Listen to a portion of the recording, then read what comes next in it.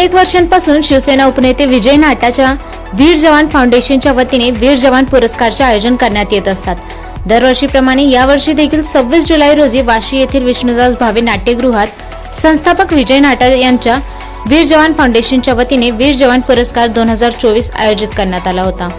दरवर्षी फाउंडेशनच्या माध्यमातून शहीद जवानांच्या परिवारास सन्मानित करून आर्थिक मदत करण्यात येते. तसेच यावेळी देखील शहीद जवानांच्या परिवारास सन्मानित करून त्यांना आर्थिक मदत करण्यात. सीमेवर एक तर लढाई करताना युद्ध किंवा मिलिटन्सी फाईट करताना आपले बरेच जवान धारातीर्थी पडतात, शहीद होतात. ते बिचारे कधी 22 वर्षाचे असतात, कधी 25 वर्षाचे असतात, कधी 30 वर्षाचे असतात. त्यांची आई असते घरी, पत्नी असते, छोटी मुलं आपण आता पाहिले असे असतात. आणि त्यांची जेव्हा अंत्ययात्रा वगैरे निघते त्याला हजारो लाखो लोक येतात शहीद झाल्यानंतर. पण त्यानंतर त्यांच्या बरोबर फारसं कुणी राहत नाही, ही वस्तुस्थिती आहे. अशा शहीद जवानांच्या कुटुंबांना सहारा देण्यासाठी, दिलासा देण्यासाठी आणि शक्य असेल तेवढी आर्थिक आणि इतर पाठबळ देण्याच्या दृष्टीनं वीर जवान फाउंडेशनची आम्ही स्थापना केलेली आहे. आणि दरवर्षी 26 जुलैला म्हणजे कारगिल दिवस आपण मनवतो, हा विजय दिवस मनवतो. या दिवशी विष्णुदास भावे सभागृहामध्ये त्यांना बोलावून त्यांचा आपण 1000 लोकांमध्ये सत्कार करतो, मानचिन्ह देतो आणि त्यांना आर्थिक मदत करतो. आपण पूर्वी 51,000 रुपये करायचो, आता कुटुंब वाढलेली आहेत. या वर्षी सुद्धा आपण 25 कुटुंबांना प्रत्येकी 31,000 रुपयाची मदत करतोय, त्यांचा सन्मान करतो आहे. आणि त्यांनी देशासाठी जे बलिदान केलं त्याच्या पुढे हे अतिशय क्षुल्लक मदत आहे. परंतु त्यांना आपली आठवण कुणीतरी ठेवतं आहे, या कुटुंबाला वाटावं म्हणून त्यांचा या ठिकाणी बोलवून आपण हजारो लोकांमध्ये सन्मान करतो आहोत. आणि तुम्ही पाहिलं की किती तरुण बिचारा मुली आहेत, वीरपत्नी, छोटी छोटी मुलं आहेत. आणि त्यांचा सन्मान करण्यासाठी विशेषतः आम्ही हा कार्यक्रम आयोजित करतो. आणि याला खूप लोक, या शहरातले खूप लोक त्याचा सन्मानासाठी या ठिकाणी उपस्थित राहतात.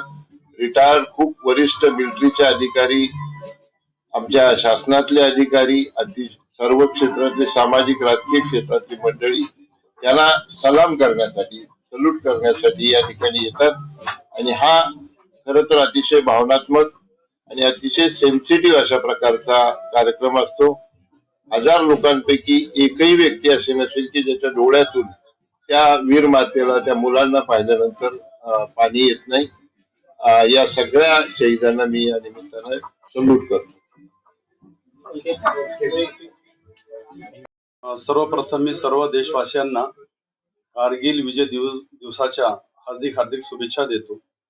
हे आज 25 वर्ष झाले कारगिल विजय दिवस आपण आज साजरा करतोय. कारगिल विजय दिवस हा साजरा असाच होत नाहीये, कारण की आपण सर्वांना माहिती आहे की शत्रू अगोदरच बंकर्स मध्ये येऊन बसलेला होता आणि त्या शत्रूंना खदेडून काढणं हे खूप मोठं आव्हान होतं. पण तरी आपल्या भारतीय सैन्यांनी त्यांना गुडघे टेकवण्यास भाग पाडला आणि त्यांना त्यांची जागा दाखवली. त्याच्यासाठी आपल्या देशातले 527 वीरांनी आपलं सर्वोच्च बलिदान दिलं. त्यासाठी जे वीर झालेले आहेत, शहीद झालेले आहेत, त्यांच्या कुटुंबाच्या बऱ्याच काही अडीअडचणी असतात. तर ते सॉल्व्ह करण्यासाठी आम्ही वीर जवान फाउंडेशनचं निर्माण केलंय. आणि आदरणीय नाटा साहेब यांचा मोठा सहयोग आणि मोठा सहारा मिळाला, ज्याच्या माध्यमातून वीर नारींच्या समस्या आणि त्यांना आर्थिक सहयोग आम्ही करू शकतो. तर तुम्ही सुद्धा एक माजी सैनिक आहात. ऍक्च्युली हा वीर दिवस कोणाच्या नशिबात येऊ नये, पण त्यांच्या कुटुंबियांसाठी हा क्षण किती महत्वाचा असतो? खूपच महत्वाचा आणि म्हणजे अविस्मरणीय क्षण असा असतो हा, की बरेच लोक म्हणतात की त्यांच्या कुटुंबियांना भरपूर पैसा मिळतो. पण मी म्हणतो पैसा काही मोठी गोष्ट नाही.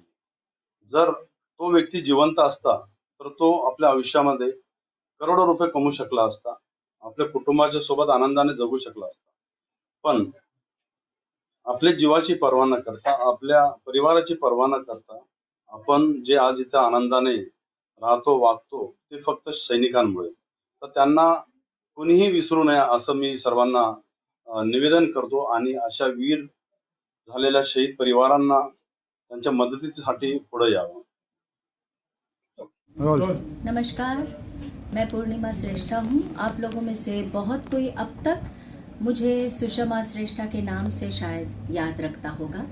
बहरहाल आज मैं यहाँ आई हूँ हमारे कारगिल के जितने भी सैनिकों ने हमारे लिए अपने प्राण की आहुति दी, उन लोगों के सम्मान में जो कार्यक्रम ये हुआ है उसमें मैं अपना थोड़ा सा योगदान देने आई.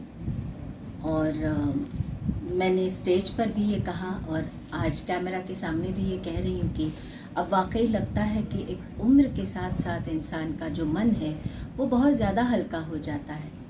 इससे पहले बहुत सारी अड़चनें, बहुत सारे दुख झेले, बहुत हिम्मत से ज़िंदगी से लड़ी, बहुत हिम्मत से. लेकिन आज इनके परिवार की जो एक अंदरूनी लड़ाई है, जो उनकी आंखों में मैंने देखा, एक लाचारी, एक कैसे बोलूं, जो भी वो एक एहसास जो मुझे हुआ, उस एहसास ने मुझे ये एहसास वाकई दिया. मुझे मुन्ना भाई का वो एक गाना याद आया, दुनिया में कितना गम है, मेरा गम कितना कम है. तो मैं अपनी तरफ से एक छोटी सी कोशिश ज़रूर करूँगी कि मैं सबके लिए तो नहीं कर पाऊँगी, लेकिन बस मालिक मुझे इस काबिल बनाए कि मैं कुछ को तो कुछ कर सकूँ, कुछ के लिए. बस आप दुआ कीजिए कि मुझ में वो मनोबल रहे, हिम्मत रहे, और वो एक मुझ में हिम्मत बनी रहे कि मैं कुछ ना कुछ इनके लिए कर पाऊँ. बस यही दुआ कीजिए. धन्यवाद. थँक्यू.